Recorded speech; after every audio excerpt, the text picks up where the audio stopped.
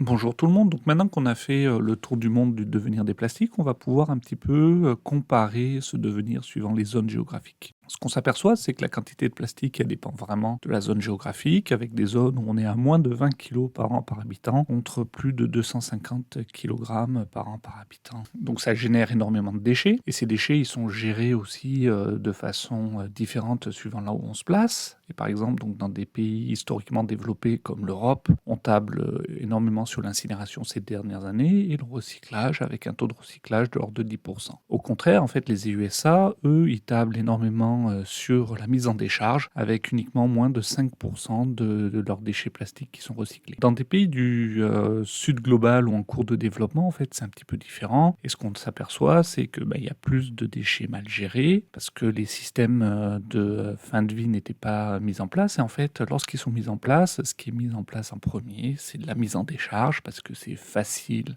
et efficace en termes d'argent public investi pour traiter les déchets. Et on a aussi énormément de recyclage avec des taux de recyclage qui peuvent aller jusqu'à 15-20%. Enfin, si on regarde en fait les fuites dans l'environnement, ce qu'on s'aperçoit, c'est que finalement, c'est assez constant, quelle que soit la zone géographique que l'on étudie, avec à peu près 3 kilos par an par habitant. On a des zones en voie de développement où en fait les systèmes de gestion de déchets sont pas présents, donc il y a énormément de fuites. Mais vu qu'on en utilise peu de plastique, ça fait finalement que 3 kilos par an par habitant de déchets, et des pays développés qui utilisent énormément de plastique, et malgré en fait des systèmes de traitement de déchets extrêmement efficaces et des remédiations pour limiter les fuites, on reste à ces 3 kilos par an par habitant.